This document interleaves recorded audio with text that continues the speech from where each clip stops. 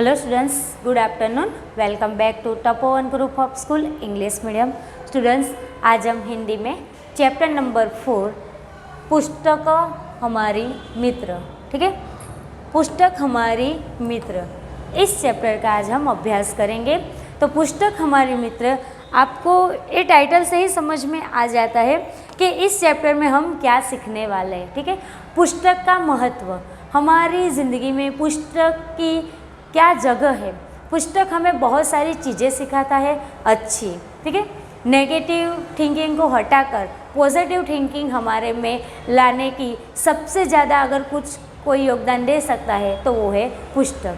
और सबसे अच्छा और सच्चा मित्र अगर किसी को बोला जाए तो वो है पुस्तक, ठीक है, क्योंकि उसमें कुछ स्वार्थ नहीं होगा और जो हमें रास्ता बताएगा वो हमें बिल्कुल राइट रास्ता बताएगा, ठीक है। तो अब देखेंगे हम चैप्टर 4।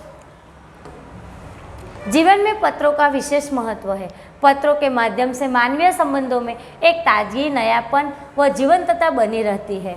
पत्र व्यापक संचार का माध्यम भी होते हैं। पत्र लेखन एक कला है एवं पत्र लेखन की कला से छात्रा अवगत हो आवश्यक है। इसके साथ साथ SMS, ईमेल और फैक्स के ज़माने में भी पत्र शैली का विकास करना मुख्य उद्देश्य है, ठीक है। तो इस चैप्टर को एक पत्र लेखन के स्वरूप में दिया गया है। तो पत्र का एक विशेष महत्व है। अभी तो आप ईमेल, फैक्स सब कुछ जानते हो, लेकिन पत्र की एक अलग विशेषता है। तो पत्र कैसे लिखा जाता है उसका जो रूप है वो मैं सिर्फ आपको बता देती हूँ। तो जब हम पत्र की शुरुआत करते हैं तो सबसे पहले यहाँ पे पता लिखा जाता है और लाइन टू लाइन लिखा जाता है।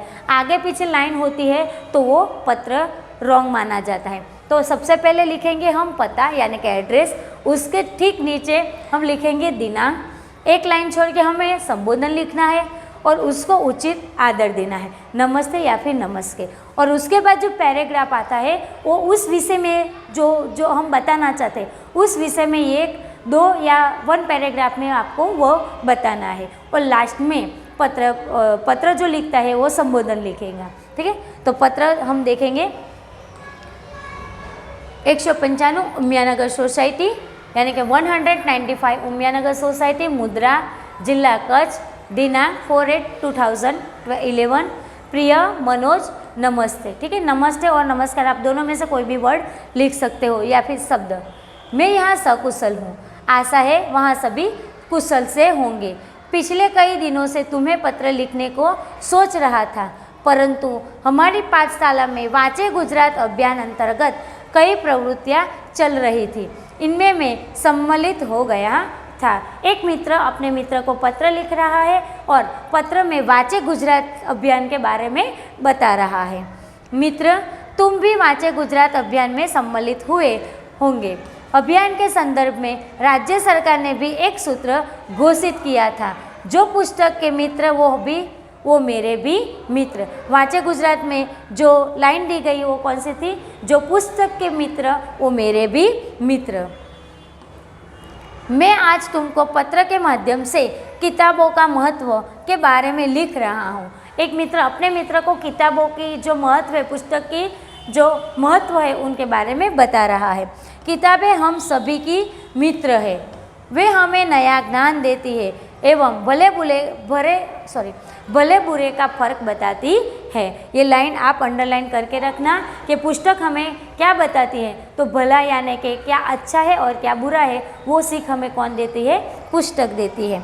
पूज्य गांधी जी ने कहा था कि पुस्तकें मन के लिए साबुन का कार्य करती है, ठीक है। ये उदाहरण देकर उन्होंने हमें समझाया, जिस तरह हमारे शरीर पे, तन पे मैल को हटाने का काम कौन करता है? साबुन। उसी तरह हमारे माइंड में, हमारे मन में जो धूल जमी हुई है, जो हम नेगेटिव थिंकिंग रखते हैं, गलत सोचते हैं, तो वो कौन हटाते हैं? वो पुस्तक हटाती है।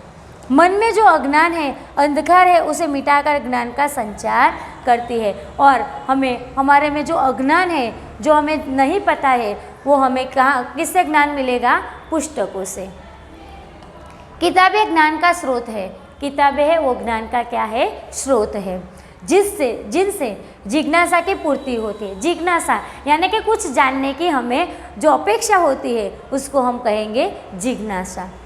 इतना ही नहीं, ज्ञान और विज्ञान को गतिमान रखती है और हमारे पुस्तक हमें ज्ञान भी देती है और साथ साथ विज्ञान से हमें जुड़ी रखती है। किताबें मूल्यवान है, मूल्यवान यानी कि पैसे से वो मूल्यवान नहीं है, लेकिन पुस्तक हमारे जीवन के लिए मूल्यवान है। ठीक है, हमें इनको पढ़कर हमारे जीवन को सजाना एवं संवारना है और जो भी किताबें पढ़ते हैं उनका जीवन बहुत ही बेहतरीन होता है क्योंकि वो अच्छी सोच रखता है। मैं ऐसा कहता हूँ कि मुझे पैसा नहीं, पुस्तकें चाहिए, और वो मित्र कहता है कि अगर मुझे कोई कुछ उपहार देना चाहे, कुछ भेंट देना चाहे, गिफ्ट देना चाहे, तो मुझे पैसे ना दे, मुझे सिर्फ क्या दे, किताबें दे। जन्मदिन के अवसर पर पुष्प का गुलदस्ता नहीं, गुलदस्ता यानी कि आप देखते हो मूवीज़ में बहुत सारे बताते हैं, ठीक है, कुछ भी सेलिब्रेट होता है तो वो बड़ा वाला फूल का गुलदस्ता लेके जाते हैं, लेकिन यहाँ पे क्या कहना चाहते हैं कि अगर हमारा बर्थडे हो तो हमें पैसा या कुछ गिफ्ट नहीं चाहिए, सिर्फ हमें क्या चाहिए, किताबें चाहिए, बल्कि किताबों के भेंट देनी चाहिए। पुस्तकें हमारी मित्र है और रहेगी। इनको पढ़कर ज्ञान अर्जन करने की जिम्मेदारी हम सबकी है। मैंने हर रोज़ अच्छी किताब का एक पन्ना पढ़ना शुरू कर दिया है, मेरी आशा है कि तुम भी ऐसे ही करोगे। वो मित्र कहता है कि मैंने आज से ही एक अच्छी किताब का पढ़ना यानी कि हर रोज़ उसकी पेज पढ़ना मैंने शुरू कर दिया है, मुझे आशा है कि तुम भी ऐसा करना। आप कभी भी लाइब्रेरी में जाओ तो अच्छी किताब लेकर उसको ज़रूर पढ़ना। कभी भी आप अपने जीवन में असफल हो तो ऐसी किताबें चूज भी करना जिससे आपको पॉजिटिव थिंकिंग मिले और आप एक नई राह चुन सको। चलो आज से संकल्प करें कि दोस्तों के जन्मदिन या शुभ अवसरों पर शुभकामना के साथ साथ किताबों की मूल्यवान भेंट देंगे। और आज हम सबको यह संकल्प करना है, संकल्प यानी कि वचन देना है कि आज से हम जिसका भी बर्थडे या कुछ सेलिब्रेशन आए तो हम उसको क्या देखेंगे, गिफ्ट में क्या देंगे, किताब जो अच्छी हो, उसके जीवन में आगे बढ़ने के लिए उसको प्रेरणा दे, ऐसी पुस्तक हमें उसको देनी चाहिए। अब हमें बुके नहीं पर बुक चाहिए। परिवार के सभी बड़ों को मेरा प्रणाम, तुम्हारा दोस्त पूजन। ठीक है, तो यहाँ पे मैंने जैसे बताया रूपरेखा के पहले पता, दिनांक, फिर एक लाइन छोड़ के संबोधन, उसके बाद उचित आदर या नमस्ते या फिर नमस्कार, और उसके बाद 2 या 1 पैराग्राफ में आपको जो बताना है वो बताना है। लास्ट में ये लिखना है, परिवार के सभी बड़ों को मेरा प्रणाम, छोटों को प्यार, अंत में तुम्हारा दोस्त पूजन। ठीक है, ये कंपलसरी लिखना होता है। तो ये पत्र की रूपरेखा थी। होमवर्क में आपको देना चाहती हूँ, यहाँ पे देख लीजिए। होमवर्क में आपको ये जो पैराग्राफ है वो आपको गुड यानी कि गुड हैंडराइटिंग में 1 टाइम लिखना है, और साथ में यहाँ पे जो शब्दार्थ दिए गए हैं वो शब्दार्थ आपको 1 टाइम अपने नोटबुक में लिखना है, और कंपलसरी इस चैप्टर को आपको रीड करना है। और एक्सरसाइज की चर्चा हम नेक्स्ट लेक्चर में करेंगे। Thank you.